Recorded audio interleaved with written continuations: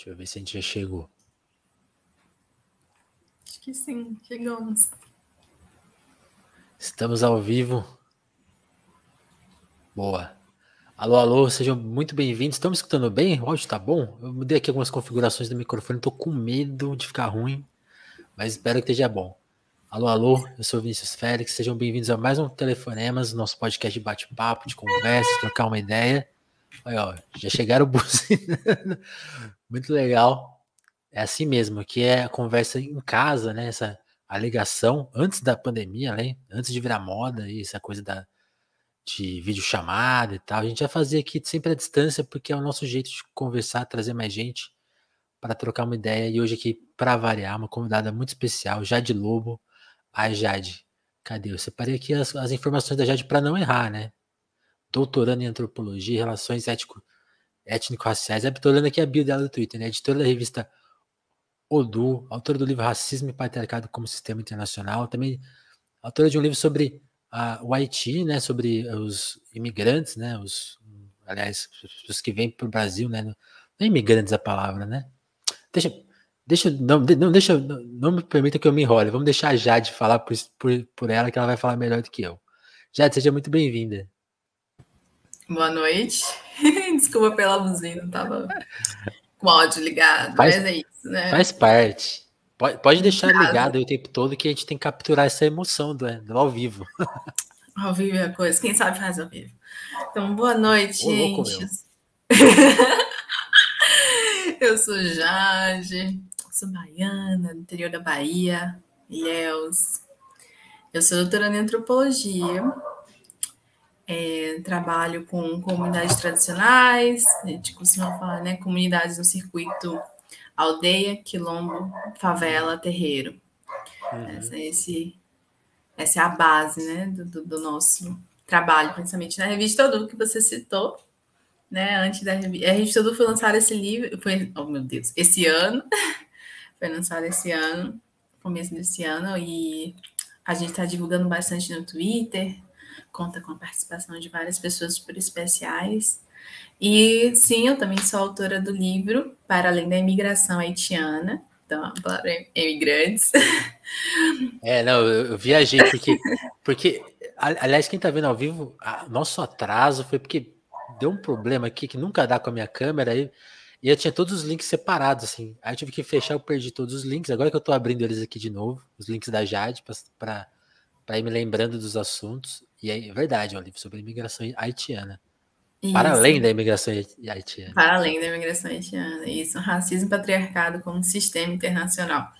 Eu vim de Relações Internacionais e mudei para Antropologia, e esse livro faz parte desse processo, né, de sair desse campo de estudos que pensa mais Estado e relações internacionais mesmo, né, entre personificadas, às vezes, em pessoas políticas, para a antropologia, que está mais focada ao trabalho de campo, ao micro, né, trabalho com as pessoas, ao lado das pessoas, né, entrevistando as pessoas, convivendo com elas. Então, é isso. Massa. A gente vai chegar nisso. Vamos começar pelo começo da sua história, assim. Vamos no começo. Pra gente saber de onde você vem. Você contou Ilhéus, na Bahia, né? Como que foi um pouco aí da sua infância, da adolescência, da escola? Onde você costuma considerar que a sua história começa, assim, tipo uma data? É que pesado, meu. Escola, eu tive um pesadelo com escola. Escola é uma coisa, né? Foi difícil? Muito, muito complicadas, né? Eu era bolsista, então imagina. Isso é bem... Você estudou só com gente branca, por exemplo? Não, cara. Não estudei só com gente branca, mas a escola tinha um sistema que, assim, porque era uma escola de freiras, né? Uma escola extremamente católica e tal, e tinha um projeto social. Médio, acho que eu até tranquilo, assim. Mas ela tinha um projeto social e ela dividia as pessoas para o salão, e nitidamente dava para notar que era uma divisão que tinha muito a ver com classe e com nota, né? Eu, obviamente, não estava... minha família não vem de uma classe social alta, né? E minha família é tradicional de marisqueiras e pescadores, né? Minha avó é uma das primeiras moradoras do bairro do Pontal, que é um bairro bem tradicional de marisqueiros e pescadores. E, nossa, eu fui me colocar numa sala exclusivamente onde pessoas tiraram notas muito altas, e tinha tudo uma rixa, aquela coisa bizarra, assim, de, porque as pessoas da sala, tirando nota alta e blá, blá, blá, e eram pessoas que eram filhas de médicos, né, de pessoas influentes que tinham outro capital social, e eu morava na casa da minha avó com meus pais, né, minha avó criou seus mais de 9 filhos e outros nessa mesma casa. Eu falo que a casa tem que ser tombada, né? Como patrimônio. Muita gente que morou Pô, lá, tanta passou. gente, né? Não, é isso, né? Mas Eu faz gostei que você parte. falou 9 e outros, né? Tem uns agregados, então. Tem os agregados. Então, é muita gente, né? Outro ritmo, e você chega naquela escola que ela é uma estrutura, né? De conhecimento e de social que estava bem distante, né? Minha mãe fazia de tudo para a gente se encaixar né, tá aquela roupinha bem limpinha, bem arrumada, mas a escola foi um ambiente de racismo muito forte, né? E falar isso, assim, ter ciência hoje disso é muito complicado, porque até pouco tempo ainda fui rotulada por aquelas pessoas da escola como a mulher negra agressiva, né? A Lumena. Esse ano alguém surgiu do fundo do Twitter para falar, Jade, me lembra a Lumena. Alguém que Você tá estudou comigo e fez brincando, puta sério? merda. Sim, Caramba! porque você é violenta, lero, essas coisas assim. Óbvio, né? Que eu não quero ser santo em nada, né? Acho que ninguém é santo, né? Mas Não, assim, mas no sentido é de. por essa eu não esperava. A pessoa vir anos depois te encher o saco, realmente deve ser um Tipo, recorde isso aí. é a Lumena. Mas é por quê, né? Se fosse só eu ia falar assim, ok, gente. Mas assim, o quão isso é repetitivo na vida principalmente de mulheres negras, né? De ouvir essa questão de ser agressiva, desses rótulos, e isso é muito pesado, porque é uma coisa que nossa, eu tive um pesadelo essa noite, né, com a escola. E fica na nossa cabeça, né, não só o racismo, mas os outros, né, as outras agressões, os bullying da escola, o capacitismo também. Nossa, escola é um lugar perverso. Como mãe, eu fico muito Crianças pensando. perversas. Fico muito pensando assim, gente, minha menina foi Verdade, pra né? escola agora. Como que. A sua filha já tá na escola? Não, porque ela é um bebê meio que. Ela fez 1 ano, né, começou a Ah, então pandemia. tá novinha. Mas agora ela vai fazer 3. Ela já tem 3, né? Então, tipo, ela tem que estar na escola logo mais. E é uma das grandes aflições, tipo, que tipo de escola colocar essa criança negra, né? Um dos tweets meu que, tipo, teve uma hypezinha, né? Que eu falei sobre a Nina num episódio que a gente foi num médico. E aí eu falei para ele olhar a cabecinha dela, porque ela tem dermatite atópica, assim como eu, né? Ficar com lesões na pele e tal. E aí o médico virou para ela e perguntou se ela tinha muito piolho, porque com esse cabelo que nem o da mãe. E eu fiquei assim, Caralho. caraca. E eu não consegui reagir, né? Essa é foda. A gente fala um monte de coisa, né? Tem toda essa É meio estudos. inacreditável, né? Tipo, você deve ficar meio. Não, ele não falou isso, não. Eu Não, tô é tipo, dizendo. no meio da consulta tranquila, você assim, ok, isso aqui agora, não estava Porra. preparada. E é isso, imagina na escola, sabe? O quanto disso a gente escuta, né? E principalmente quando sai dessa, por exemplo, pessoas negras em escola particulares, quando você tira essa pessoa do que ela está acostumada a crescer, né? Do envolto social dela, do núcleo social dela, é muito doido. É muito doido. É o barril Pô. dobrado. A gente fala. Agora, você falou do lado ruim da escola, mas você tem lembranças boas? A minha escola era esforçada, no sentido de trazer projetos sociais, essas coisas assim. É, eu tenho que reconhecer, muito esforçada, né? Que eu tive professores muito bons, que incentivaram, apesar que quando eu falei assim, eu quero fazer relações internacionais, todo mundo olhou assim, não, você vai fazer direito, ou medicina, ou engenharia. Que negócio é isso? Nem existe aqui. Você vai para onde fazer relações internacionais? Difícil. O que você quer com isso? Vai fazer o quê? Mas faz o quê na vida, né? É muito novo, né? Tem que decidir. Você nem sabe tudo que existe, né? Você fala, acho que isso que vai ser legal, né? É Né? muito... Mas, por exemplo, o seu interesse. Isso é engraçado, né? Porque você pensou em fazer relações e descobriu o outro campo já na faculdade, né? Então foi a descoberta. Não dá para pensar. que você não imaginou isso antes, né? Ou você Não. chegou... Mas isso é por causa da universidade, por causa da UNILA. A UNILA é uma universidade muito específica. Muito Como que específica. foi chegar na universidade, assim? Como que... Qual das? A Bem, UNILA? é, Ué, ó, eu, eu entrei primeiro na Unipampa, né? Então saí lá da certo. Bahia e fui para a fronteira com o Uruguai, morar numa cidade bem tradicional, Santana do Livramento, né? O pessoal anda puxado. Então, é uma cidade de violência racial bem complicada, mas os professores eram muito bons, assim, eu amava o curso de Relações Internacionais, mas as pessoas, por causa da cidade ser bem do interior e ter uma certa resistência a essas pessoas diferentes, né, que vinham do Brasil todo por ser Universidade Federal e tal, para Aham. estudar ali, muita gente evadia, né, muita gente saía da universidade. Eu me senti muito sozinha, eu falei, eu quero ter a sensação de estar numa universidade grande, né, de poder fazer disciplinas com outras áreas de conhecimento, né? Expandir mesmo, não ficar só aqui nas relações internacionais. E aí uma amiga tinha ido para a Unila e falou, olha, aqui no sul do país também, Foz do Iguaçu, uma cidade massa, eu tinha visitado Foz do Iguaçu no evento acadêmico.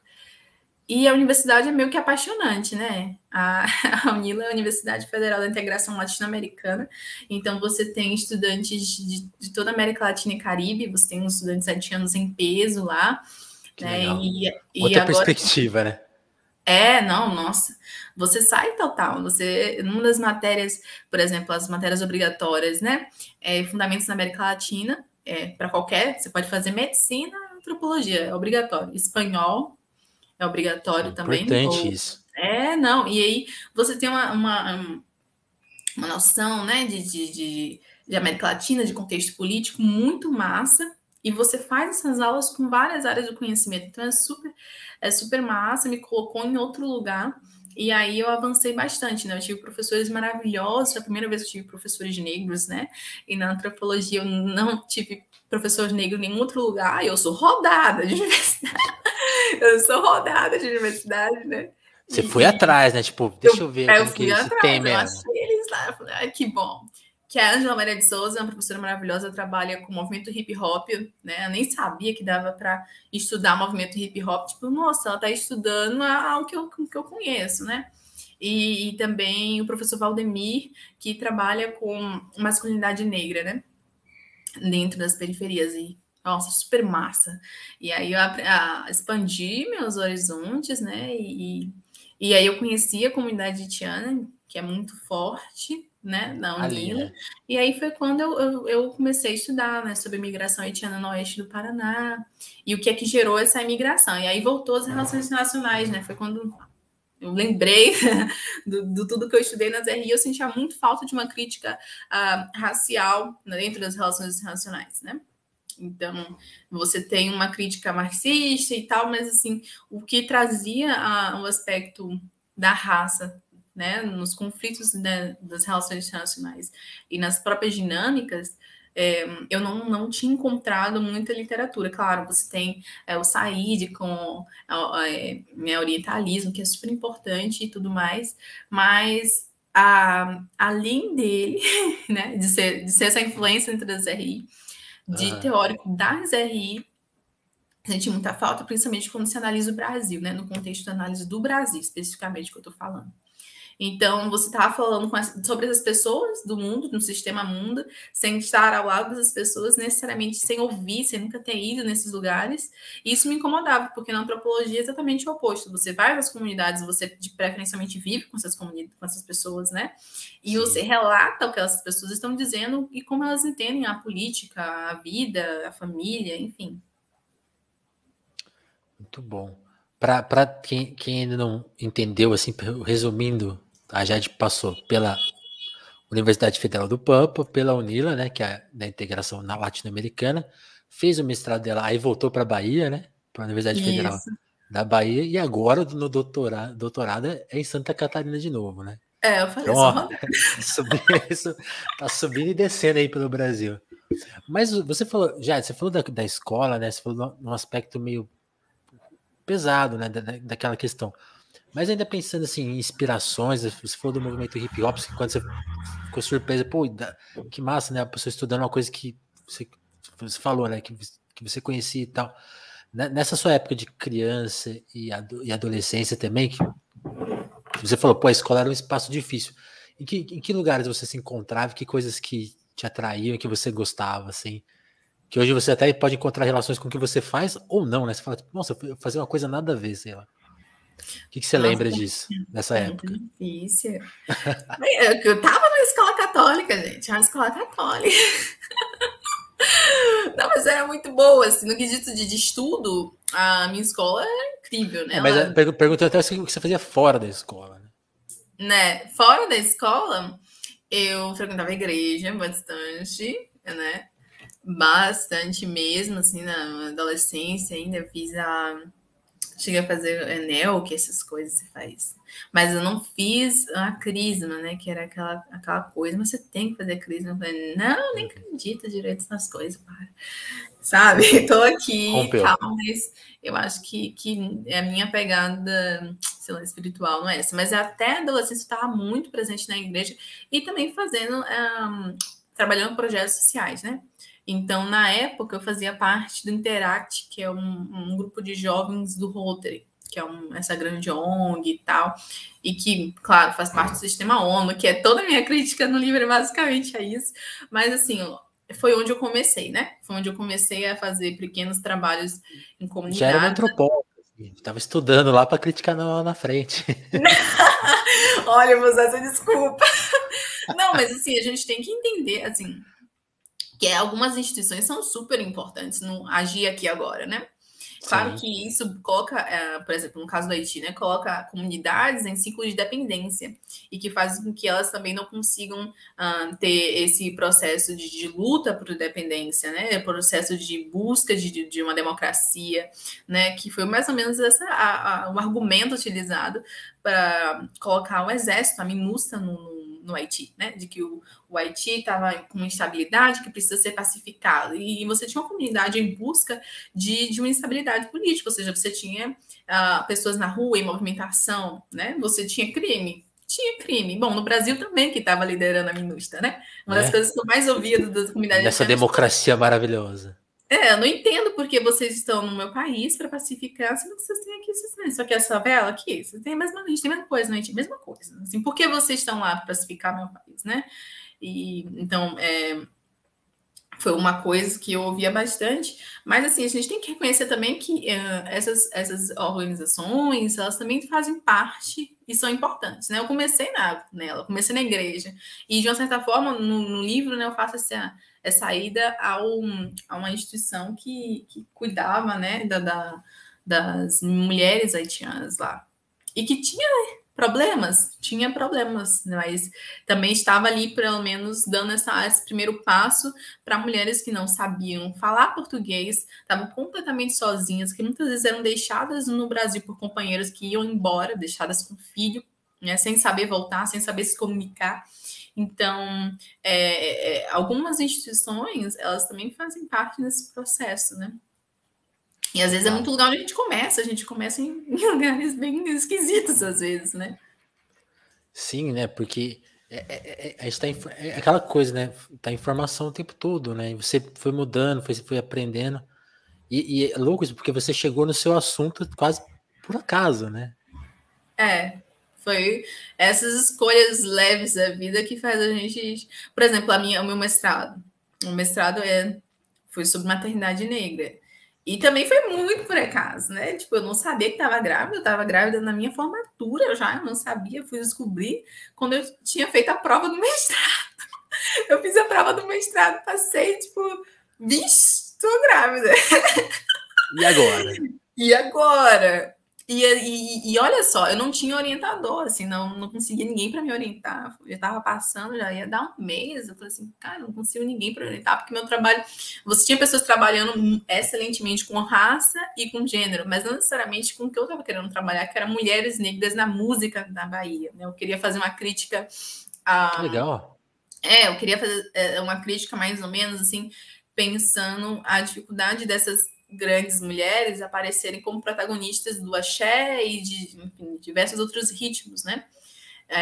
Principalmente quando se pensa para fora da Bahia, né? Tipo, então essas Pois mulheres é, né? não Porque aparecem, mulheres brancas aparecem. pra gente aqui do Sul, você pensar, fala assim, fala três cantoras de axé, você vai falar três, provavelmente vai falar três cantoras brancas, né? Ivete, Cláudia Leite, né? Daniela. Não que elas não sejam importantes e boas, né? A Total, gente total. tem até o documentário Axé, e a Thaís Araújo também fez um comentário esses dias, né? E a Margarete, né? E aí fica aquele silêncio, assim. Mas era meu trabalho na época. Até que a maternidade foi trazendo cada vez Se mais, né? impôs. E aí eu acabei fazendo a minha dissertação sobre mães negras, sobre maternidade negra. Eu comecei a procurar desde o processo de escravização, como mulheres negras eram tratadas e como era Aham. vista ao sair de um tema para totalmente outro, né? Migração Total. étnica. Não, mas Mas vamos aí, olha só, gostei, lá gostei. na chave. Eu lembro que uma cena que me impactou muito foi uma mãe, justamente, que ela tinha sido deixada, né, com seu filho. O marido simplesmente foi para os Estados Unidos, ela ficou sozinha. E Caraca. ela perdeu o emprego e não sabe por quê, porque um patrão, né, que eles trabalham em grandes indústrias, não vou citar nomes, né, não cito também, mas de cortes, né, de aves, suínos, que vendem esses para o exterior, vendem Que essa carne. interessante. Imagino quem seja. E são trabalhos maçantes, né, bem análogos à escravidão, trabalho o dia inteiro, condições assim péssimas de Precários, trabalho. né? E como não sabem a língua, muitas vezes as pessoas em coordenação, né?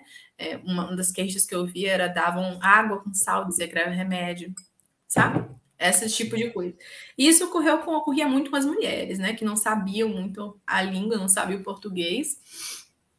E aí eu trazia isso, né? Então, na verdade, lá quando eu estava com as mulheres haitianas, né, eu já tinha visto esse caso, né? Uma mulher, inclusive, perdeu o bebê e nunca soube o motivo que perdeu, né? Foi uma das Caramba. situações. E aí, quando eu fui para a Bahia e estava grávida, aí eu decidi, ok, agora eu vou trabalhar, então, com maternidade negra.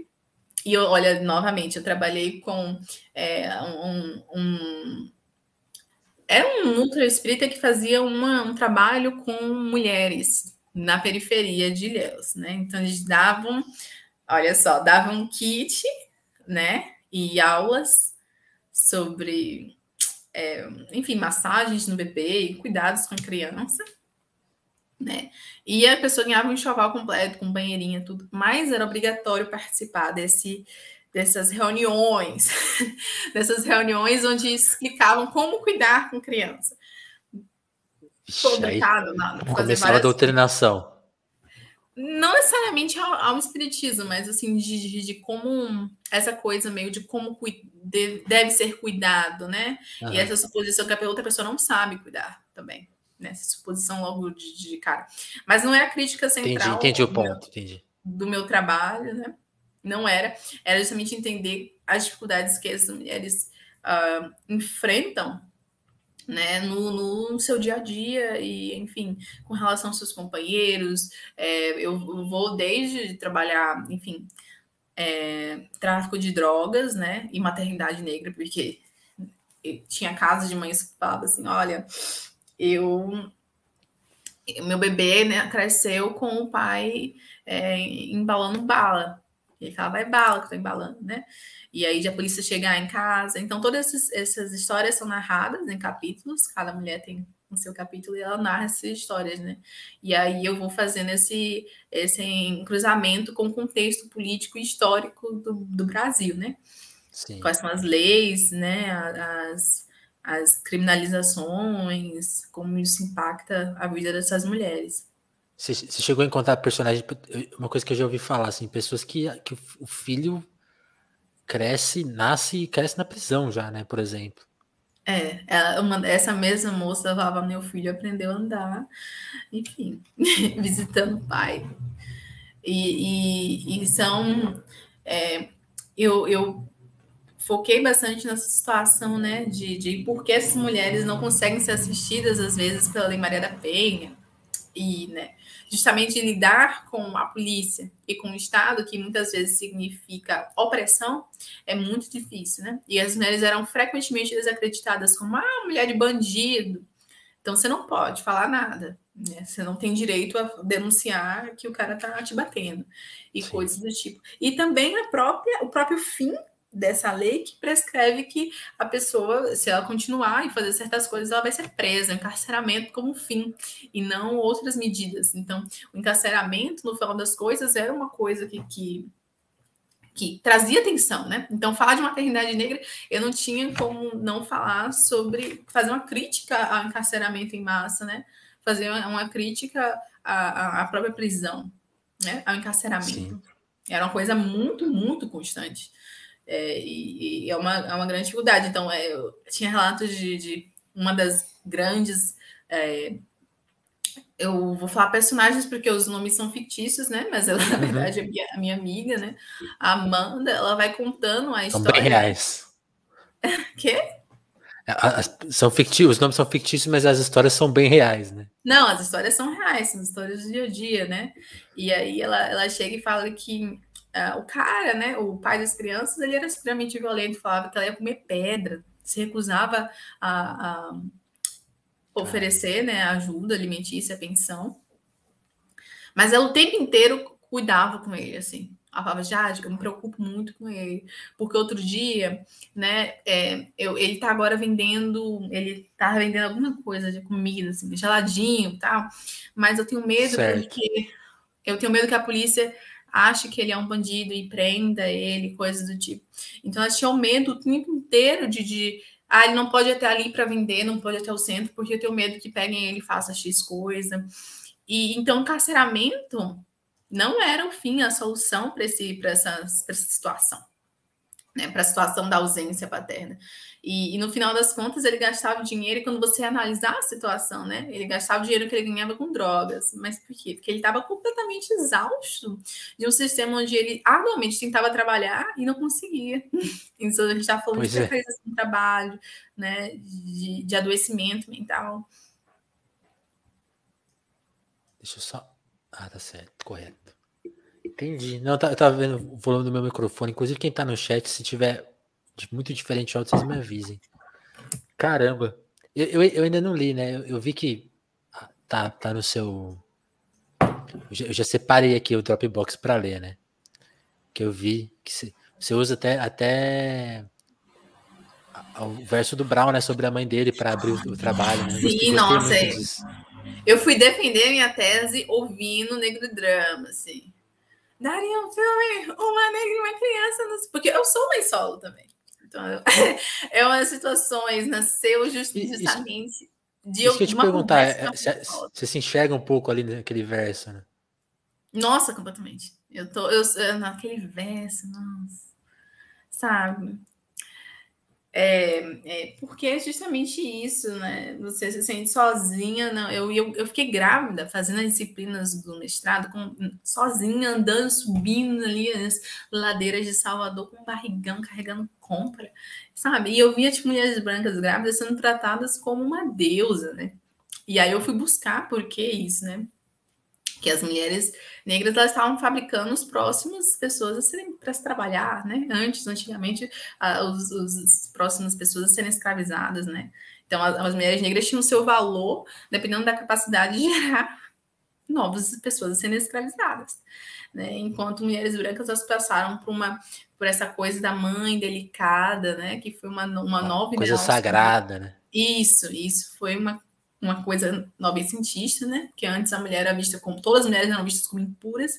E aí isso muda, de uma certa forma, e as mulheres começam a ser vistas como sagradas e tal. Mas isso não passa com as mulheres negras, que continuam sendo vistas como essas pessoas suspeitas, que não merecem o cuidado, o afeto. Então, nesse verso do Brown, eu me encontro demais, né? Uma negra e uma criança nos braços, solitária, né? Na floresta de concreto e aço. Beija... multidão. Então, é demais, sabe? Eu me encontrei demais. E ele fala, né? Mãe solteira de um promissor vagabundo, né? Que é como as pessoas enxergam. É como as pessoas enxergam. Não, e por vezes mulheres também vão falar um vagabundo, mas aí, eu, inclusive, uma das críticas que eu ouvi na minha defesa, assim, você está passando a mão na cabeça dos homens negros, e não é passar a mão, né? Muito pelo contrário, estou responsabilizando, estou falando que existe uma divisão de responsabilidades com relação à criança extremamente desigual, e que isso afeta principalmente mulheres negras. Só que isso não é uma decisão apenas do indivíduo, do parceiro. Não é. Sim. Você tem todo um sistema que vai fazer com que essa pessoa precisa trabalhar, por exemplo, duplas jornadas, nem que não consiga ter um bom trabalho. Né? Então, a gente tem, fora de casa, a gente tem todo um sistema também desigual. Né? Não que não tenha o machismo, ele é presente nitidamente no dia a dia. Eu trago isso, né? As violências, inclusive físicas, que algumas dessas mulheres sofrem. Só que só isso não dá conta. E isso, e quase ficar só nisso seria, inclusive, bem racista, né? Porque seria fechar os olhos para todo o contexto em que essas pessoas são extremamente submetidas, né? Sim. Sim. E é ignorar, né, uma parte da história, né? Tipo, realmente não faz sentido, né? Senão vira uma coisa moral, né? Tipo, pô, essas pessoas parece que as pessoas são ruins, né? Tipo assim, como se fosse uma cara, não, é muito bizarro isso, né? Como se esquece de olhar para coisas principais, né? Tipo, trabalho, tempo, né? Tempo é uma coisa que parece que não tem valor, né? Que é a crítica que o Brau faz o tempo todo, né? A periferia é vista como uma coisa à parte, né? Tipo, o tempo, o valor das pessoas, é tudo sempre visto à parte, né? É muito boa. Né? Muito... Nossa, se você falou isso, de fato uma questão. O tempo, né? E aí você tem, por exemplo, em Ilhéus, você não tem creches que atendam a primeiríssima infância, de 0 a 3 anos. Não, você está assim, como dizendo trabalha? que quem vai ter que cuidar dessas crianças são as mulheres, né? Porque isso acaba afetando, né? As mulheres não conseguem mais a quantidade de trabalho específica, querendo ou não, no 0, né? Nesse comecinho tem a amamentação. Então, você está colocando não só apenas os homens, mas também o próprio Estado está dizendo que essas mulheres elas não têm o direito de trabalhar até os 3 anos. Você tem pra caralho, né? Ou então, quem vai cuidar vai ser a avó, novamente outra figura feminina, né? Sim, sim. Então, é extremamente complexo, né? Tá numa cidade, e isso não é realidade só de Ilhéus, é uma realidade de várias cidades. Você não tem creches do Brasil, né? que atendam de 0 a 3 anos. Onde tá faltando vaga, né? Então, tipo, é uma e questão onde tem tá faltando vaga, complicadíssima. não, exatamente. Onde tem tá faltando vaga. É extremamente complexo. Mas essa também é uma escolha, né? Então, eu trago isso no meu trabalho como uma parte, você tem uma onda de cuidados com a criança, né? Que são um pouco biologicistas, né? Então, existem livros bem interessantes que fazem crítica a essas novas ondas de ideias morais que acabam sendo valores antigos. Por exemplo, você tem que ter a livre demanda, é obrigatório ter a livre demanda, você amamentar a criança ao máximo possível o tempo inteiro. Você não pode ter atenção dividida, também tem essa, né? E aí várias, você tem autoras, né, mostrando como isso acaba também aprisionando a mãe, porque se você tem que dar uma livre demanda e você não pode ter a atenção dividida, então você está dizendo que a mãe tem que estar ali 100% para a criança durante um longo período de tempo. Então, essas teses, elas acabaram tomando grande força, inclusive por alguns movimentos de mulheres, né?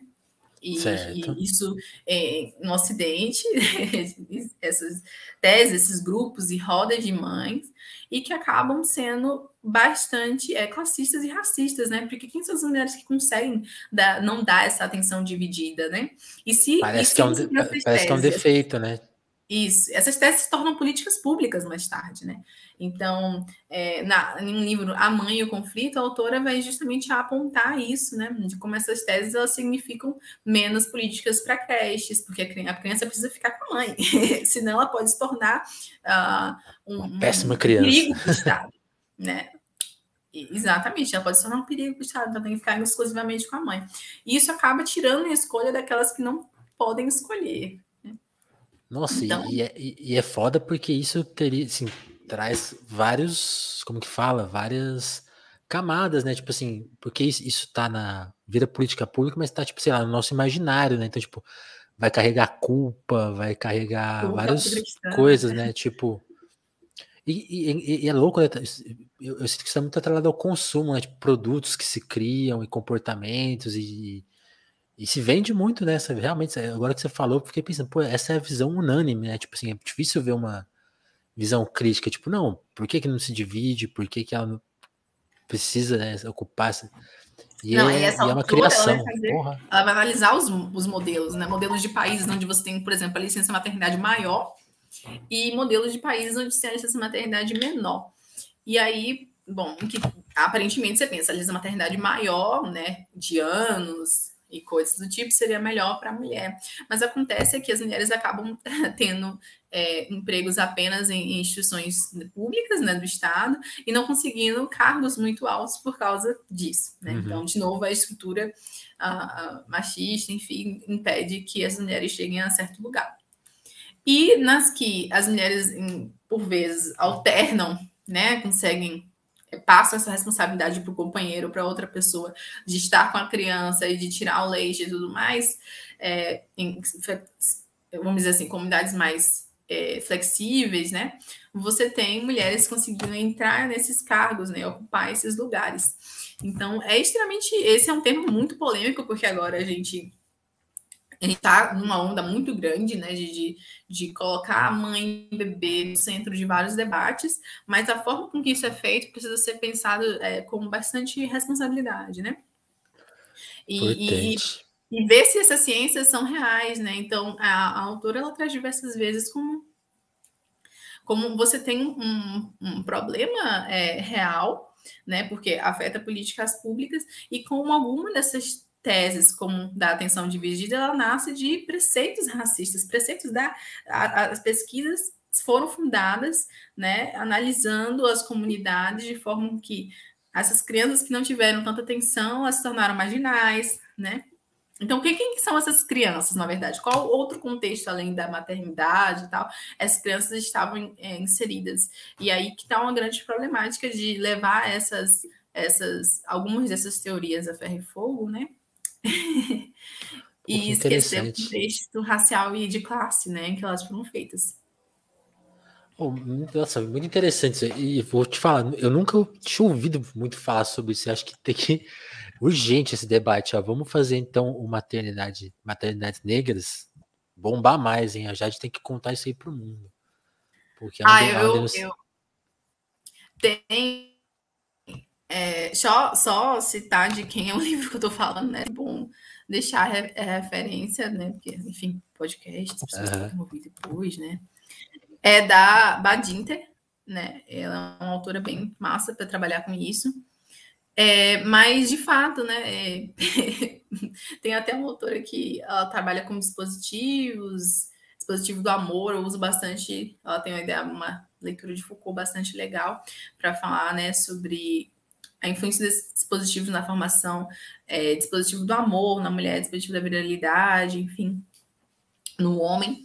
E ela tem um determinado momento que ela fala que ainda precisa ser aprofundada a discussão sobre maternidade negra. E eu falo, aí eu respondo para ela na dissertação, então, estou tentando fazer isso agora, mas ainda precisa ser um monte de coisa, né? Porque tem muitas questões que acabam sendo bastante distintas. Quando você faz uma divisão por classe e raça, né, as questões que envolvem maternidade acabam sendo bem contrastantes, né? Eu comecei, né, antes de definir exatamente qual seria meu grupo, eu comecei a frequentando rodas de mães, e aí, em determinada classe social, enfim, e eu percebia que as minhas questões e angústias eram completamente diferentes, né? Eu tinha medo, como é que eu vou criar uma pessoa negra no mundo, nesse mundo racista, né? E aí, com relação ao Essa trabalho... pergunta não era levantada, né? Nesses espaços onde isso não é uma questão, né? Exato, né? E esse estereótipo, né? De, tipo, quando eu fui tirar minha carteira de trabalho, a mulher, eu tava com menina no colo, né? E a mulher perguntou em que série eu tava. É tipo, ok, eu pareço jovem, entendo, Entendo né? seu Mas elogio, mas. tem uma questão racista muito assim, é mãe solteira, né? Que o pessoal fala solteira, né? Um certo solo, mas as pessoas falam solteira. Porque o solo é a forma correta, mas o estigma é o solteira, né? O estigma é você estar sem um homem, O estigma social é esse. Aí, então ela não terminou o ensino médio, ela parou por causa da criança. Eu falo, assim, aí ela, desculpe. Eu fiquei assim, Foi assim, mal. péssimo. Caramba, Jade. É muito pesado isso, porque é na hora de tirar um documento, é na hora de ir no médico, né? Difícil demais. Difícil Não, e é demais. muito comum eu ouvir, por exemplo, nossa, coitada, quantas vezes saindo com menina na rua, mulheres simplesmente passavam por mim e falavam coisas do tipo, né? Eu lembro que na porta da casa da minha avó, uma vez,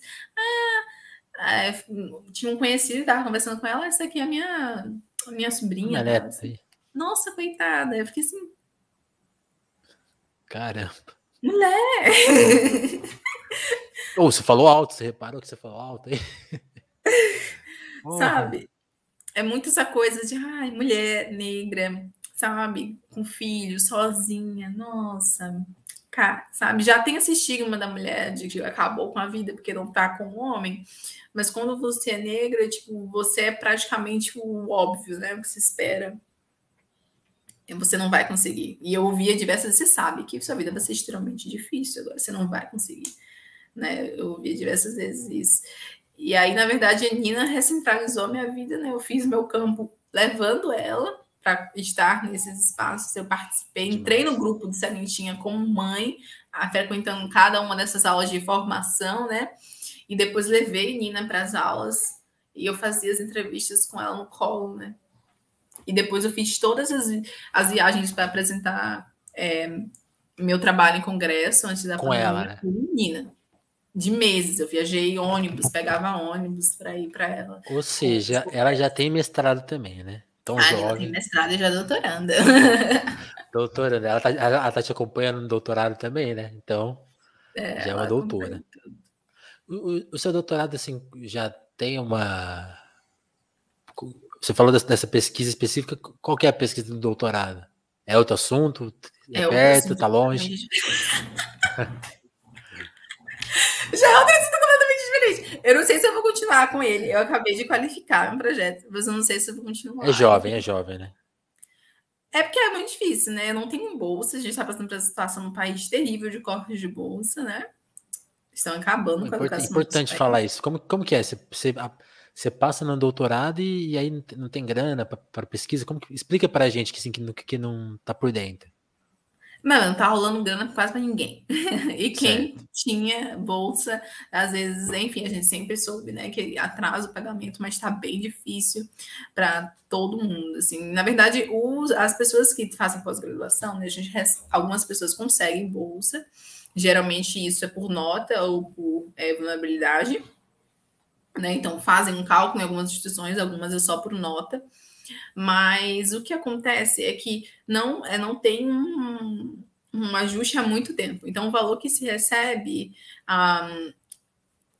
para os gastos de dentro da pesquisa, por exemplo, para quem faz campo como antropólogos, é pouco. Né? Porque você tem que morar, você tem que ir nas comunidades, você tem que bancar as idas até as É comunidades, às mais vezes custoso, né? câmeras e É. tal. Sim, gravador, custa, né? E a gente sabe, na verdade, a gente acaba tirando muita coisa, independente da área, a gente acaba tirando muita coisa do próprio bolso, as instituições acabam não tendo e tal. Sim. Então, isso ocorre, né? Na verdade, em todas as áreas. E agora, com o grande corte de bolsa e de incentivos, essa situação só piora. Então, para mim, me coloca numa situação de estabilidade, porque as pessoas têm que trabalhar e fazer pós-graduação, isso é difícil pra caramba, né? Difícil pra caramba. Eu estava trabalhando até recentemente num atendimento numa empresa de internet, né? Isso aí é o quê? Era mais de 50 horas por semana. E eu tive que defender o meu projeto de qualificação. Uau. Tipo, você faz isso e trabalha à noite e cuida da criança. É praticamente impossível, sabe? É praticamente impossível. É uma situação extremamente perversa. Aí agora eu tô desempregada, mas também é uma situação, né, tipo, difícil. Como é que eu mantenho um campo, né? O meu trabalho agora com os povos tupinambás de Olivença, o povo tupinambá de Olivença, situado em Ilhéus. Você tem o custo da ida até as aldeias, né? de ficar lá e de poder, enfim, socializar alguma coisa, de viver, de cuidar de uma criança, né? Então, eu tenho tentado, né, estou tentando arduamente buscar um trabalho e tentar juntar essas duas coisas, né? Eu não sei, honestamente, atualmente, se eu consigo. Espero que sim, né? Mas com esse mesmo tema, que é muito específico, eu tenho que estar no interior da Bahia, enfim, onde é muito difícil achar trabalho para antropólogo. E é isso, não é só eu que estou nessa realidade, gente, tá? Todo mundo, assim, cientistas brasileiros estão. É até difícil falar assim, pô, alguém ajuda, que parece que tá todo mundo precisando de ajuda, né? Então fica muito difícil. Olha, gente, uma coisa, recado. Filme de terror começa com cientista frustrado. Não querendo ameaçar ninguém. Foi avisado. Mas só avisando. A gente avisou. Pô, Jade, isso é muito duro de ouvir, porque assim, a pessoa pesquisa, né? Pô, as coisas que você relatou até agora, tipo, são super originais, necessárias, né? Tipo assim, era pra você, sei lá, tá palestrando no Brasil ganhando uma grana, né? Tipo assim, isso não era pra ser irreal, né? Não é uma coisa irreal.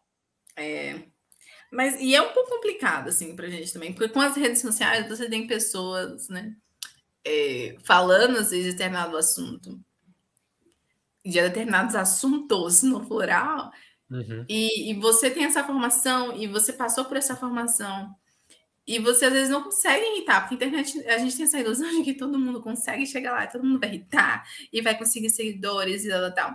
E às vezes é muito frustrante. Não que essas pessoas não devessem estar lá, enfim, produzindo conteúdo, seja lá qual for o conteúdo. Mas é que acaba sendo de novo, né? Tipo, aquela coisa do capitalismo, aquela coisa de que todo mundo tem a chance, só você tentar. E na verdade, Até parece, né? não é isso. As redes sociais é o mais do mesmo. Por mais que você seja especializado, por mais que você produza conteúdo massa, produza todo dia, toda hora, você dê seu sangue lá ficando doido no Twitter, porque o Twitter acaba com sua saúde mental, sabe? Por mais que você faça isso, às vezes não vai ser todo mundo que vai conseguir. E é extremamente frustrante, sabe? A revista Du nasceu nessa frustração, nasceu justamente nesse processo de frustração de vários estudantes. Já fica a minha pergunta, então, como que surgiu a revista, né? Porque...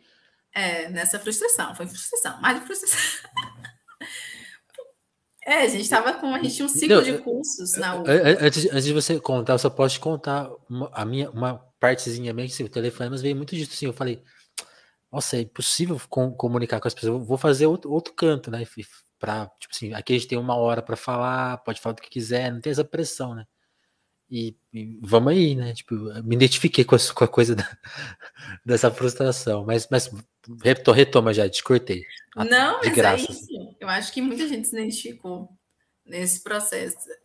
Eu estava sem bolsa e a gente tinha um grupo de estudo na UFBA, que era Confluências Afro-Indígenas, de pessoas negras, indígenas e pessoas aliadas também, pensando bastante a crítica do mestre Nego Bispo, o grande pensador quilombola, né?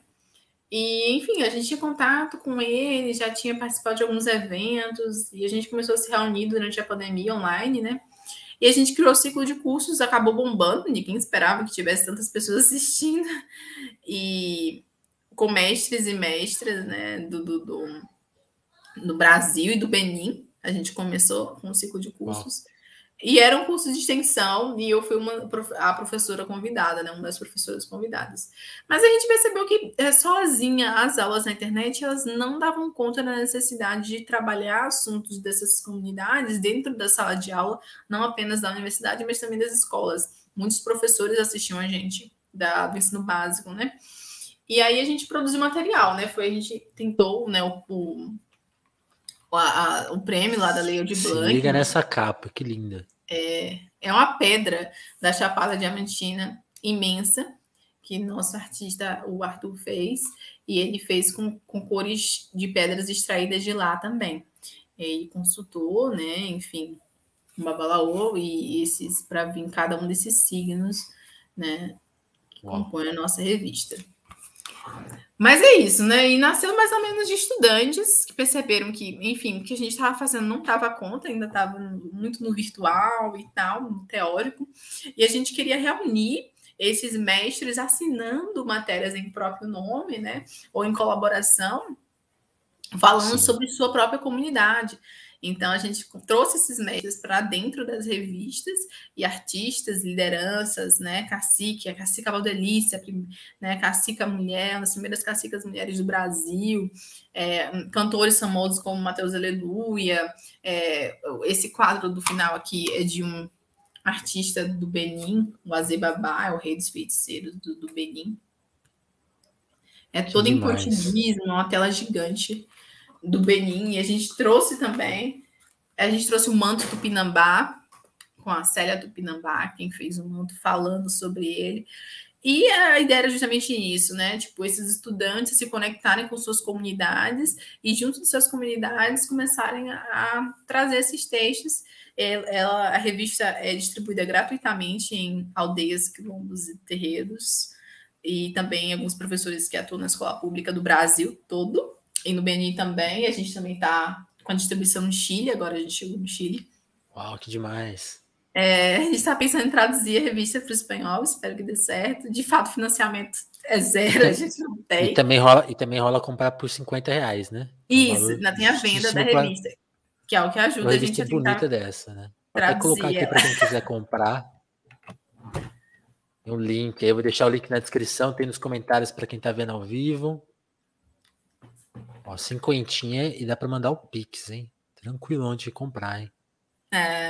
E é massa, assim, a revista, eu acho que muita gente tem um feedback bem legal das pessoas, ela é toda coloridona, e é uma forma, a gente pensou justamente em trazer o material para as pessoas trabalharem a lei, né, de ensino afro-brasileiro, indígena, nas escolas, né, tem bastante comunidades indígenas participando, e a ideia era fazer uma segunda edição, trazer cada vez mais desses conhecimentos, como epistemologias mesmo, né? Como uma fonte teórica, uma fonte não como objeto de estudo, né? Porque na antropologia, muitas de nossas pesquisas, as pessoas são objetos, e eu tenho fugido cada vez mais, eu acho que eu posso dizer também pelos meus colegas editores que a gente foge disso, né? A gente se incomoda muito com isso de tornar pessoas objetos de pesquisa.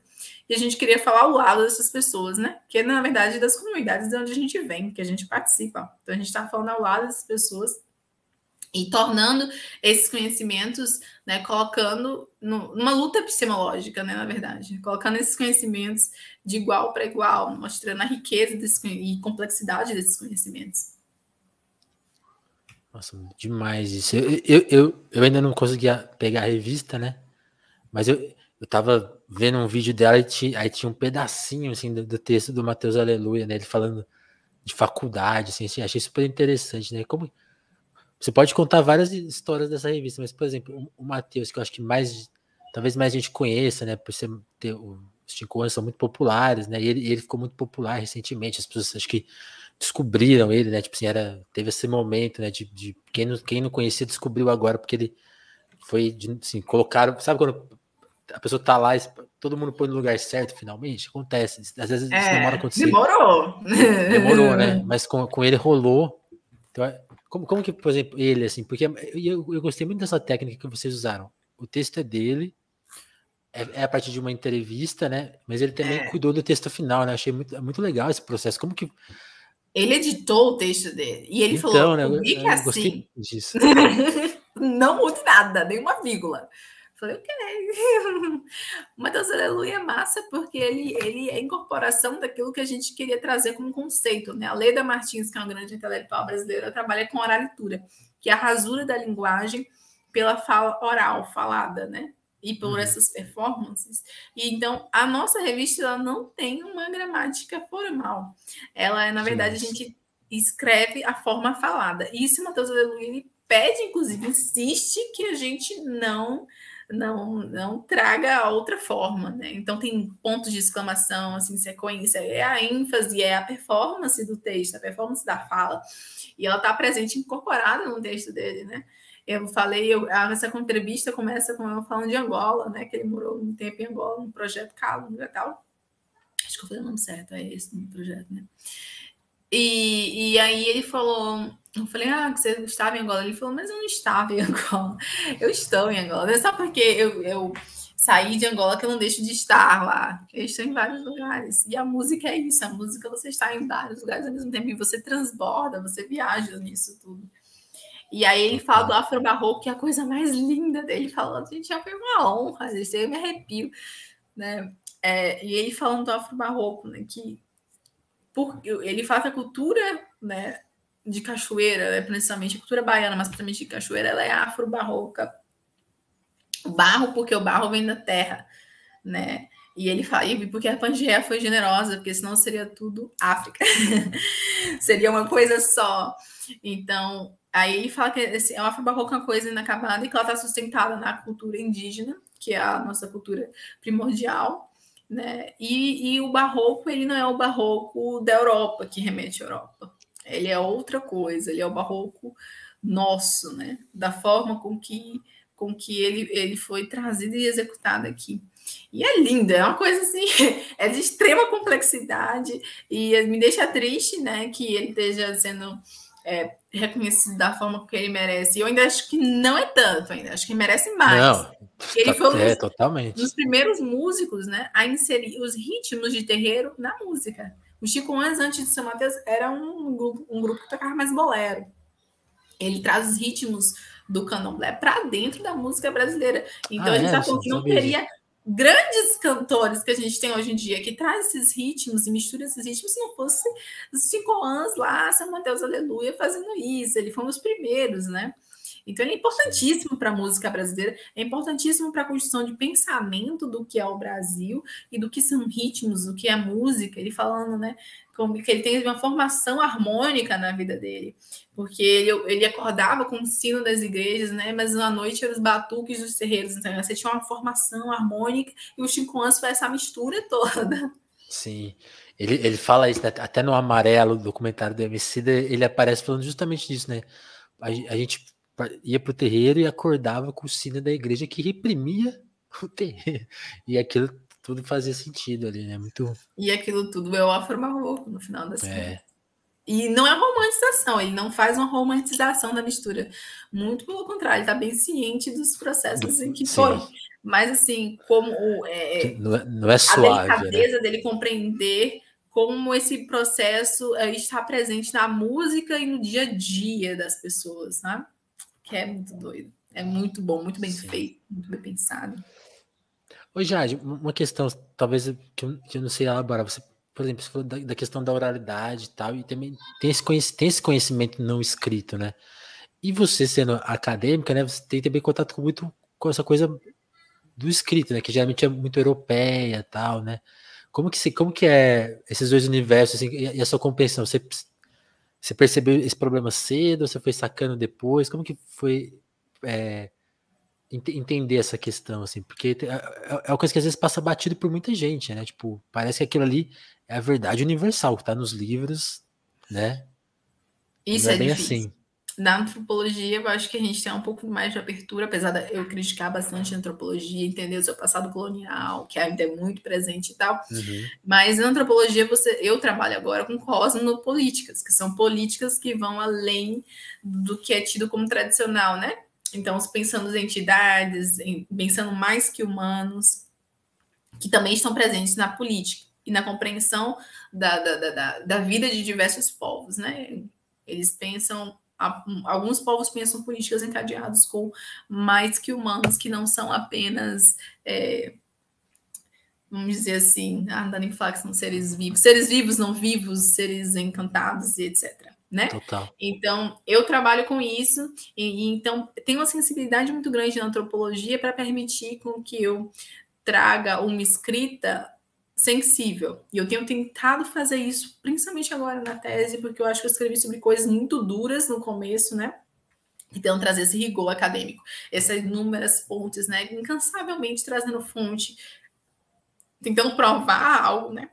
E eu acho que agora eu estou tentando sair desse lugar para um espaço da escrita do sensível e uma escrita sensível com o leitor, tentando pensar quase como a escrita como um processo de teatro, né? Pensando cenas e trazendo ao leitor outro tipo de escrita. Mas isso é um processo muito difícil, porque para mim, escrita, ela vem como eu falo assim, que nada que eu escrevo de bom não tenha nascido na cozinha. É assim, eu estou cozinhando ali, aí vem quase como Bem um uma ideia. sopro de uns ancestrais, assim, uma coisa assim. E aí havia um texto todo na minha cabeça, é uma coisa muito louca. É assim, eu tô lá fazendo minha moqueca, meu caruru, e aí, opa, veio a ideia toda. E veio muito em poemas. Então, na minha dissertação, eu parei em alguns momentos para trazer grandes autoras como Toni Morrison, né? Enfim, literatura também, que estão falando de maternidade, estão falando de outras coisas, para tentar trazer isso ao leitor também, né? Que a ficção ela faz parte, os poemas elas fazem parte de um processo de compreensão histórica e também um processo intelectual. Né? Isso precisa estar presente. Então, foi a minha forma de me encontrar ali. Mas, com certeza, apesar de ter vindo de um espaço, né, muito privilegiado de ensino, eu recebo muitas críticas. Eu acho que no Twitter é um lugar onde a gente sofre mais com isso, né? Na academia, ela também né? Eu ouvi uma vez uma professora que um mau uso de, enfim, uma coisa bem besta, denotava meu desleixo intelectual. E aquilo, para mim, me afetou tão profundamente, assim, que veja, que não é preguiça, não é ignorância, é desleixo intelectual, quase bem capacitista também, né? Tipo Uhum. assim, tem um problema de ordem intelectual que está intrínseco a mim, né? É bem problemático. A academia é nessa forma, né? Bem bruta. Então, por mais que eu esteja nesse espaço privilegiado de ensino, é muito difícil existir com as minhas gírias baianas, a forma de onde eu venho, né? A forma que a gente fala. E eu acho que a oralitura, para mim, faz muito sentido porque eu consigo romper com isso, mostrar isso aqui também é importante, isso aqui também produz algo. Quando eu falo dessa forma no Twitter, as pessoas pressupõem que eu não tenho um doutorado, não faço parte da academia, ou que eu sou burra. Eu ouço muito isso, que eu não sei escrever. Olha só, você está nesse espaço, você sabe escrever. E isso é muito Caramba. opressor, né? As pessoas não poderem falar na sua própria rede social da forma que ela fala. Eu tenho que performar uma escrita que não é minha, que é uma escrita acadêmica, concreta, para falar de besteiras do dia a dia. Isso é extremamente, né, opressor, né? Ou seja, que uma forma específica de escrita de falar de comportamento é a correta, né? E Sim. se eu usar uma gíria, uma forma de falar, de pensar, que ela é de onde eu venho, isso está errado, isso não é Tá fora. português, né? Isso é um racismo linguístico terrível, né? Nossa. E eu nem ia entrar nesse mérito, porque quando pesquisando sobre você, né, especialmente hoje, assim, que eu fui dar uma, tipo, zerar a rede social da pessoa, né, para ver se encontra assunto, né, às vezes uma questão, né, e eu tava vendo, assim, tipo, é muito comum, né, tipo assim, você critica a polícia e vem uma pessoa falar, então, aí você Nossa, critica, sei lá, você critica, tem até um tweet seu que viralizou também, né, tipo, pô, quando eu critiquei o homem negro, falaram que eu tava defendendo os homens brancos. Aí eu critiquei o homem branco, defendi. Aí você falou, e a minha posição não interessa a ninguém, né? Parece. Então, tipo, eu tenho é muito louco essa cuidado. cobrança, né? Tipo, é uma cobrança meio absurda. É uma cobrança muito absurda. E agora que eu tô chegando num número um pouco maior de seguidores, isso requer muito cuidado com qualquer coisa. Quando eu escrevi na semana que viralizou, né, com relação à violência policial com a mulher com seu filho carregando seu bebê de colo, né? Eu recebi muitos ataques de policiais, mas, gente, eu escrevi aquilo não foi pensando em irritar, eu tava indignada, eu tava tremendo vendo aquilo ali. Eu, como mãe, me senti violentada. E eu estava falando de um lugar de dor e violência. E aquilo irrita e você sai do seu controle. Aquilo sai do seu controle. Você não sabe quem vai falar com você, quem vai entrar na sua DM. Eu vejo minha DM porque, às vezes, eu faço alguns trabalhos, enfim, de correção de ABNT, tentar conseguir algum dinheiro, né, gente? Então, eu tenho que ver quando os que estão lá naquele númerozinho do inbox que tá fechado. E aí, Sei. quando eu vou ver, é sempre muito lixo, muito ódio. E eu tento, quando eu faço uma crítica, por exemplo, que vem de outra rede social, eu tento tirar o nome da pessoa e tal. Mas geralmente dá merda. Eu não tô nem mais fazendo isso, assim, eu tô com muito medo. Porque as pessoas interpretam da forma como que elas querem e elas entendem que certas palavras, às vezes, nas redes sociais são violentas mesmo quando você tá falando só de você, né? Então, eu lembro que uma vez, nesse caso que você citou aí, né, de que eu tava criticando, enfim, eu tava criticando, na verdade, uma outra mulher negra, né? Eu me sinto muito mal, assim, da forma que ela começou a ser perseguida. E eu só falei que o post dela me fazia sentir mal, que para mim era um malabarismo para defender mulheres brancas, enfim, tinha a ver com estupro, o tema era estupro, né? E mulheres brancas que falam que foram vítimas de estupro, mas não foram com relação a homens negros. E ela falou que e se um cara negro é linchado, isso é um problema não é o crime de... As mulheres brancas não são responsáveis pela morte do cara. Quem é responsável é o homem branco. Eu achei isso extremamente polêmico. Eu fiquei, assim, bastante chocada. E eu falei que me sentia mal. E que pra mim era um malabarismo. Enfim, isso viralizou. Foi horrível. Começaram a atacar a menina. Eu me senti muito mal. Eu falei, gente, para de divulgar o nome dela. Para de falar isso. Ela pode ter falado qualquer absurdo, mas você vai atacar ela. Isso vai gerar um... E aí saiu do meu controle total. Aí depois a menina grava um vídeo me xingando, enfim. Eita. É muito ruim. Essa lógica das redes sociais é perversa. Né? E aí você começou a atacar, e tal. E você, como é que as pessoas falam? Tava fazendo isso só para agradar homens. E aí, quando eu fui fazer críticas aos homens, aí você estava fazendo isso só para agradar gente branca. É muito difícil existir na rede social. Difícil agradar as pessoas, né? Mas agora uma questão, que eu não sei se você já passou por isso, eu já vi acontecer com outras pessoas, não sei se já aconteceu com você, que é lugares maiores ainda, perfis maiores ainda, usarem esse conteúdo como escudo, assim, tipo assim, a pessoa pega de um terceiro, no seu caso, por exemplo, e aí usa e põe lá para viralizar, para fazer, sem avisar a pessoa, assim. Já passou por isso, assim? Já. E não te avisaram nada, né? E daí o pior é só com você, eu não né? sei. O que mais doido das redes sociais é que você não sabe aonde vai chegar. Você não sabe aonde vai chegar. E você... tem até um negócio lá no Twitter, né, que mostra visualizações nas redes, né? E às vezes você tem um número imenso daquilo ali, você fala, mas tá onde? Ninguém tá me marcando, eu não sei o que tá gerando.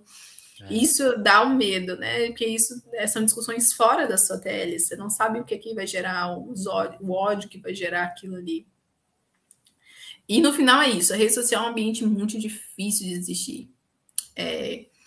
Porque as pessoas não sabem o tom que você está falando, o seu significado, e às vezes você vai ficar o dia inteiro explicando que não foi isso, que não foi a intenção, fazer certas coisas, as pessoas não vão entender. Não vai. Não vão. Não, e eu gostei que você falou isso, porque é uma questão que tá, pra mim, né, tá passando muito batido isso. Não é a primeira vez que eu ouço. Agora que você falou que já aconteceu com você, eu fico pensando, esses perfis de esquerda maiores, assim, ficam usando as coisas dos outros pra... Tem que ter uma responsabilidadezinha aí, porque... Foi um perfil de esquerda grande, inclusive, que pegou um negócio meu e botou só embaixo no outro tweet de negócio de Rádio Lobo. Eu fiquei, gente, vocês não sabem dar mais RT? Né? Caiu a mão, cai a mão se der RT. Eu acho que tinha que ter uma responsabilidade de conversar com a pessoa. Você acha que vale a pena? A gente, tipo assim, porque é uma coisa que você falou, pô, agora você falou, pô, eu tenho bastante seguidor agora, então eu estou pensando nessa proporção. Quem tem uma proporção maior, ele tem que pensar com muito cuidado, porque as pessoas que você está usando aí, às vezes estão sozinhas, às vezes não tem como se defender. Assim, aqui a gente já falou de um caso, eu não vou explicar mais, senão vão descobrir qual é, mas tipo, pessoa que foi exposta, assim, que era uma questão pessoal, e a pessoa foi exposta para milhões de pessoas, sabe, sem perguntar nada. Então, atenção nesse aí, caso tá? da guria, eu acho que acabou rolando isso, assim. Por mais que eu tentasse Foi um pouco isso preservar também, o nome, para não gerar, e fosse só uma coisa assim, minha, assim, tipo, me senti desconfortável com isso aqui, essa guria acabou sendo exposta, né? E as pessoas, enfim, atacando, enfim. Por mais que você possa criticar o conteúdo de certas pessoas, eu acho que para mim tá caindo na realidade muito isso, assim, tipo, pô, fiz um post semana passada e gerou não sei quantos, 2 milhões de impressão. Nossa. Gente, isso 2 milhões de impressão é infinitamente maior que minha cidade. É gente pra caramba. Eu não sei quem viu isso, não sei o que eles estavam pensando, não sei quais policiais. Será que algum mora próximo de mim? Só que eles vêm bater na minha porta para falar: ó, sua filha publicou isso aqui, ó, um negócio estranho, né? Então, é um lugar de ódio muito grande. E por um lado, também já fui tentar conversar e dialogar, né, em casos em que as pessoas simplesmente botaram um processo na minha cara. Assim, se você continuar falando isso, eu vou te processar. Você apaga seu tweet. Eu já tive um caso, e foi um caso que ficou bem grande, foi muito polêmico. Eu acho que até onde eu posso falar sobre ele aqui, eu fiz nem precisa, se não quiser. Não, eu fiz um post sobre ele, né?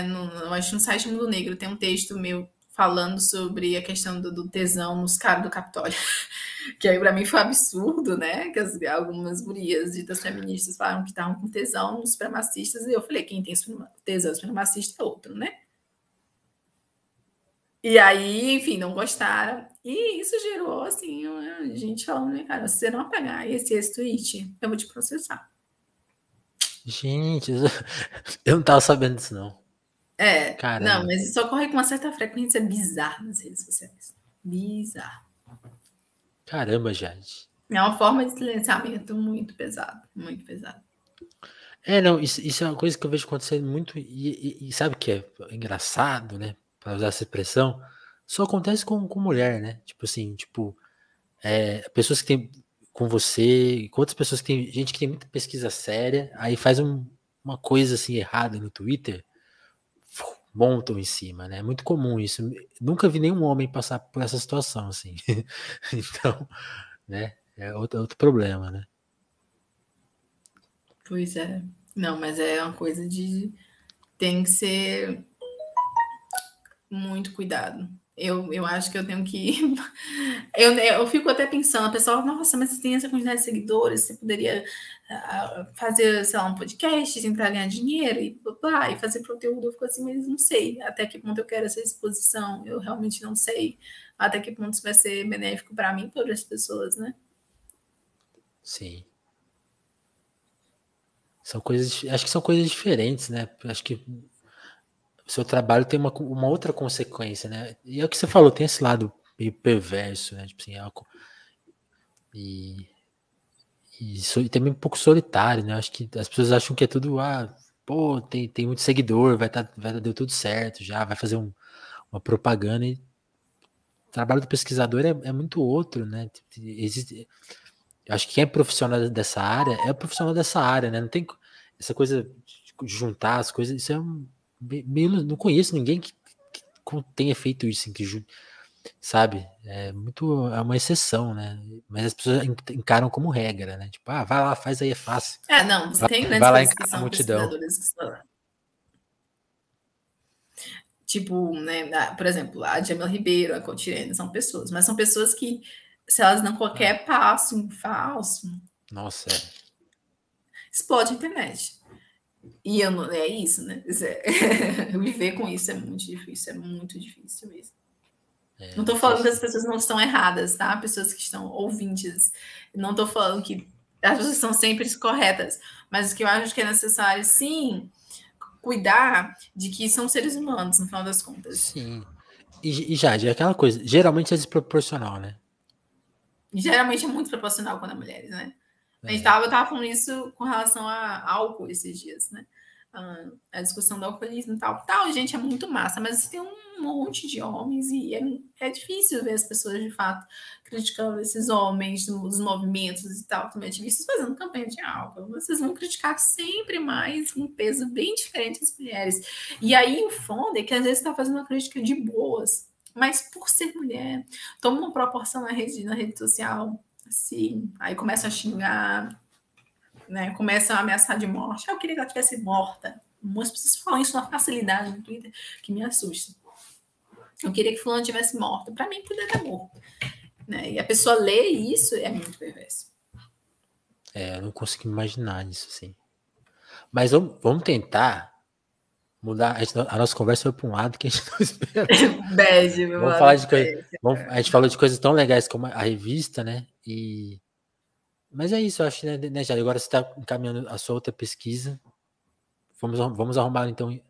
É o que o Giba está falando aqui. Realmente, é essa questão. Tem isso mesmo. O que faltou a gente falar, Jade? A gente falou das suas pesquisas, falou um pouco da sua vida pessoal, falou das tretas do Twitter, que também é um aspecto aí. Tá aí, né? Não adianta, eu tô no Twitter. Não adianta. E é engraçado, porque eu nem sabia. Eu lembro que eu te encontrei no Twitter, talvez, não sei se foi por alguma polêmica. Você apareceu na minha timeline e eu achei legal. Acho que foi quando você estava defendendo o mestrado que apareceu, assim. Aí, tipo, eu vi que e te conheci.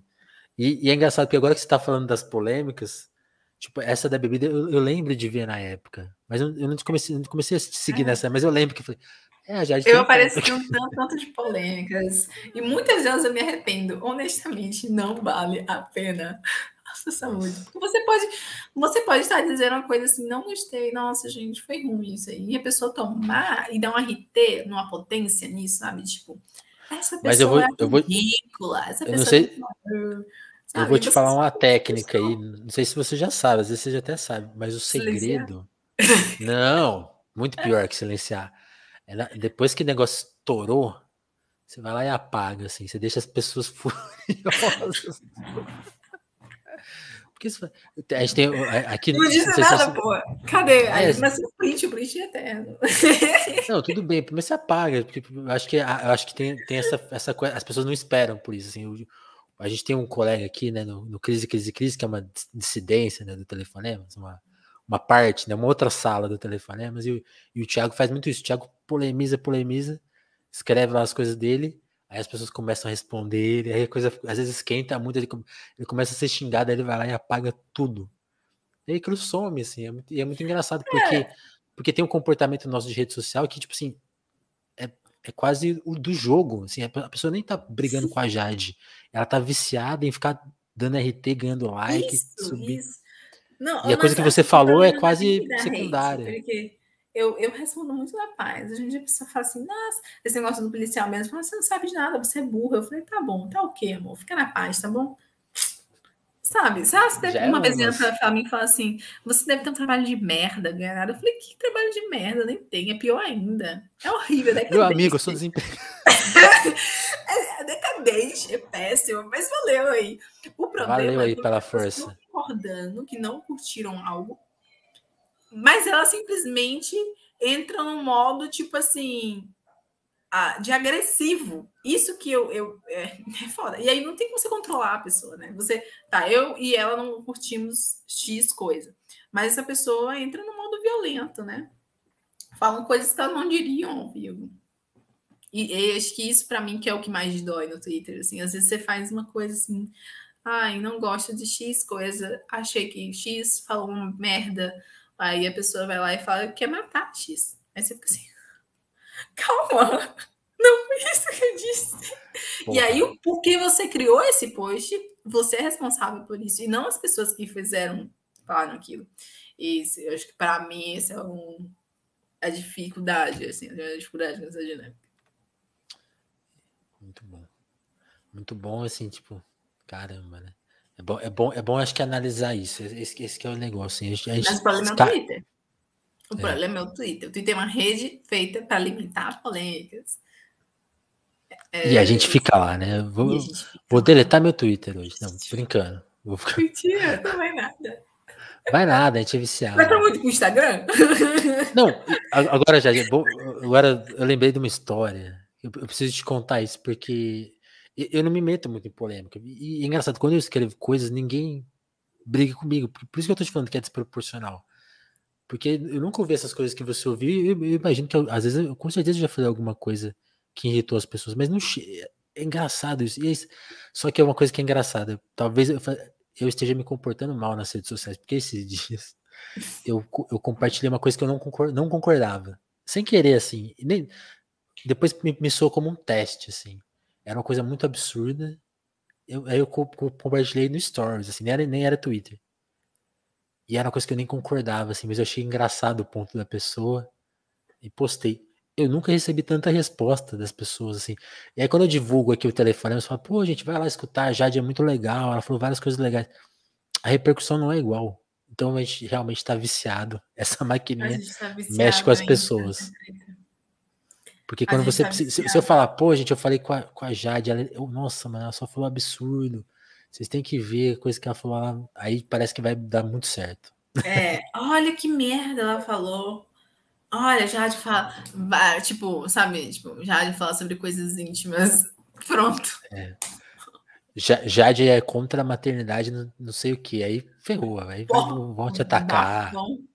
É contra. Nossa, e aí tira de contexto. Inclusive rolou isso esses dias. Tiraram uma entrevista de contexto e falaram que a pessoa falou uma coisa nada a ver, absurda. Botaram aspas, cara.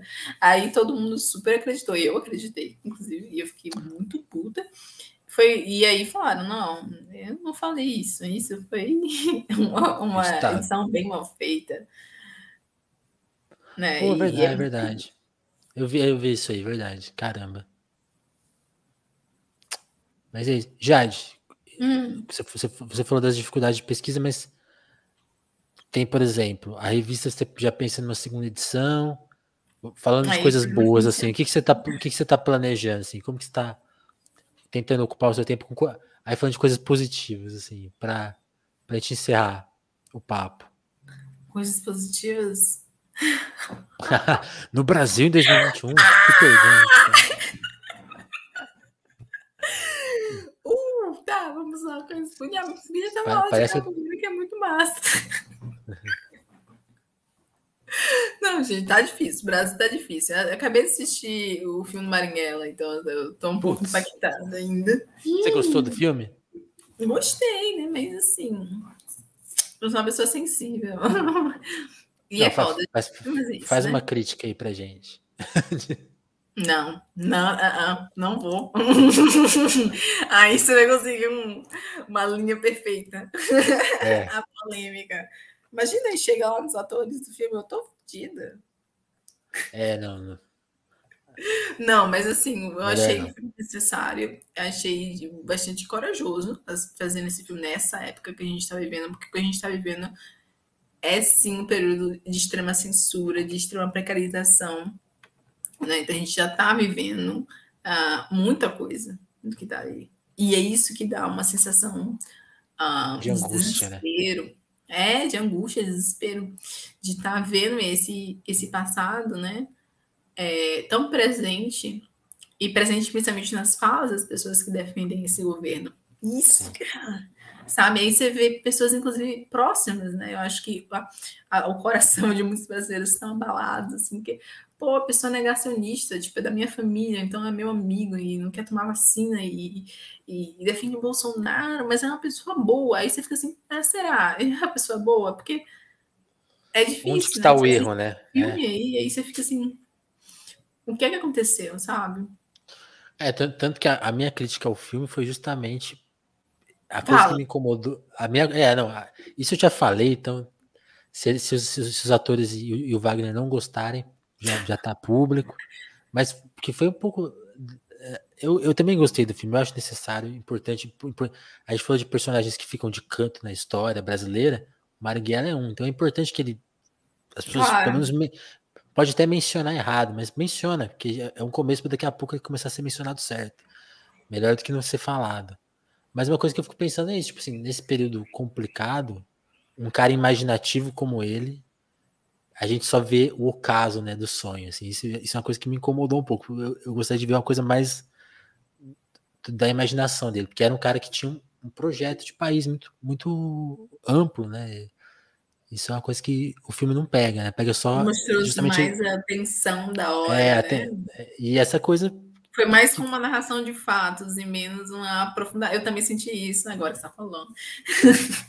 não, eu acho que faz esse diálogo com o atual, e eu não sei se essa conversa pesado pelo pesado dá em alguma coisa boa, então, a não ser angústia, talvez. Então não sei. Assim, eu fico mais do que uma crítica, é mais uma dúvida, assim, será que era o melhor caminho? É um caminho válido, lógico, mas E também fazer crítica de filme. O filme que eu gostaria que fosse. Eu sei que é errado, mas eu fiquei com essa sensação. Porque esse é o filme, no final das contas, esse é o filme possível para aquelas pessoas na realidade que a gente está vivendo. Tem esse aspecto também. Exato. Tem esse aspecto. E eu só fiquei pensando nisso, é muito corajoso nesse momento que agora. Que é uma coragem que talvez eu não tivesse. E sabe uma coisa que eu acho absurda? Assim, o Wagner tá falando nas entrevistas, a gente foi censurado. Eu acho muito louco. Ele fala isso, mas a produtora não fala. Porque isso diz muito sobre a nossa lógica, né? Tipo assim, só o artista tá falando. Nem a imprensa fala muito disso, assim. Tem entrevistas que passam batido nessa questão, a questão mais importante. O filme foi censurado. De um jeito moderno, de um jeito diferente, mas a palavra é a mesma. E a carga, todo o valor, é a mesma censura daquela época, né? Mas eu tava falando justamente isso hoje. Até porque tem uma coisa, a censura daquela época era desse jeito que é hoje, não era assim, censura, sabe? A gente Até tem um selinho lá, mas diferente. a dinâmica era parecida. Mas a gente tem uma repetição do mesmo, né? O que muda na conjuntura do bolsonarismo, né, para a ditadura é as dinâmicas das relações, né? Como é que são essas dinâmicas? Mas a opressão, a morte, as pessoas que morreram de fome, é pesado pra caramba, né? A forma de fazer morrer do Estado é diferente, a forma de trazer a ordem é diferente. Essa performance nas ruas, na frente de motoca, né? Mas é violento igual, é bastante violento. E eu acho que o Brasil tem um problema, assim, uma coisa que a gente precisa falar várias vezes. O Brasil tem um problema com memória muito grande. A gente não tem lugares, centros de memória do que ocorreu com relação à escravidão, porque a gente tem um turismo exótico, onde as pessoas querem reviver o processo de escravidão, né? Então a gente precisa de monumentos, deixando as coisas claras, né, bem nítidas do que ocorreu. E a mesma coisa com relação à ditadura, a gente precisa de mais e muito mais. Porque senão a gente vai voltar cada vez mais a flertar ou a reviver o que foi tudo isso. E uma coisa, Jade, que eu fico pensando, quando eu vejo as pessoas que estão, por exemplo, na revista Odum, Matheus Aleluia, Mestre Nego Bispo, Dona Dalva do Samba, cara, sabe? Toda essa turma que tá aqui, sabe? Por que elas não estão em outros lugares, né? Sabe, você fez o seu trabalho, mas precisa de mais gente, né? Então, tipo assim, realmente é um problema. Se a gente ficar só no Matheus, a gente já vê um aspecto, né? Uma dessas histórias. Todas elas são pessoas incríveis com a bagagem imensa. O bispo, né? Na verdade, o caso dele, eu acho que preciso falar isso, ele negou o título de doutor honoris causa. Ele falou que a faculdade não é digna, as universidades não têm dignidade para atestar um conhecimento que ele aprendeu na geração avó dele. Ele negou o título de doutor honoris causa. Ele falou que a universidade não tem dignidade. Ele deveria falar, né? Ele meio que falou, quem sabe um dia eu dou o título que vocês merecem, né? Achei ótima essa resposta. Na verdade, ele é esse caso, né? Ele é bem Quem grande, sabe um dia vocês chegam lá, né? Mas ele reverte um pouco, né? Ele fala que a faculdade é a chocadeira da branquitude. Querendo. É a chocadeira, ele tá enquadrando a gente, né? Então ele tá lá de fora, ele trabalha muito nessa lógica de dentro e fora. Ele tá lá fora fazendo essa crítica e eu tô aqui dentro, né? E aí a gente tá tentando acabar com esse sistema de fora e de dentro. É isso. Ó, pessoal, agradecer muito a Jade por ter colado aqui no Telefonemas. A gente teria muito mais papo, mas a gente já estourou. Eu gosto de ficar em 1 hora, a gente já está em 1h30. A Jade tem que fazer as coisas dela, né? Já tá tarde já. Mas antes da gente encerrar, eu queria agradecer muito quem colabora no nosso Apoia-se, divulgar o Apoia-se do Telefonemas para manter. A gente falou tanto aqui da dificuldade de trabalho, né, Jade? Fazer o nosso jornalismo independente, que fazer as coisas da maneira que a gente acredita tem um custo, assim. E o que a gente pode oferecer é o nosso produto gratuito, né? O apoio do telefone não tem nenhuma grande contrapartida. A nossa contrapartida, para quem apoia mais de R$10, é o desconto de 15% na livraria Alecrim. Então já é um benefício muito bom. A gente tá com um cupom aí também que é do Crise, né? O Crise na autonomia literária, quem quiser usar para comprar livros da autonomia mais barato. Então, esse nem precisa do Apoia-se, já tá aí, ó, a dica, chega lá com Crise é o seu código, usem. Também tem o nosso Pix, aí, se você quiser mandar um Pix, não quero apoiar, o Apoia-se tem que pagar todo mês, quer mandar só um dinheiro imediato agora, manda um Pix aí pra gente, que depois eu vou me ajudem a comprar a minha revista, hein, eu quero comprar. Mandem o Pix, que eu vou mandar o Pix pra Jade. Eu acho ótimo. Acho Vamos fazer essa. Aí eu vou ficar com a revista, né? Mas vocês entenderam, né? Mas é isso, turma. Eu quero agradecer muito quem tá no Apoia, porque é fundamental isso. Fundamental essa ajuda. Então, eu já vou agradecer quem tá por lá. Tem isso também, né?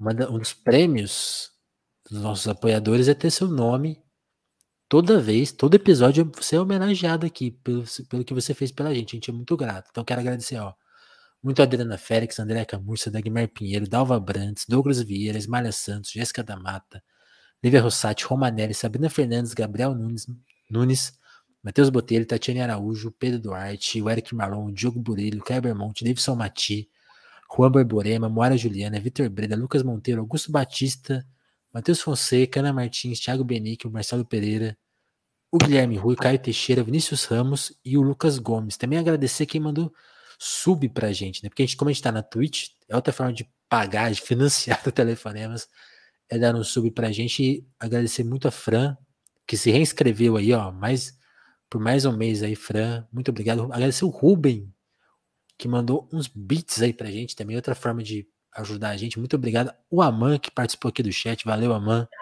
também se reescreveu aí no Telefonemas.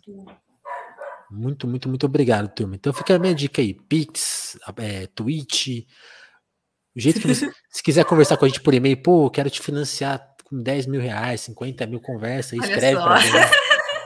A gente vai negociar, a gente vai conversar. Jade, muito obrigado. Quer fazer a sua divulgação também? Mandar um Pix aí pra galera?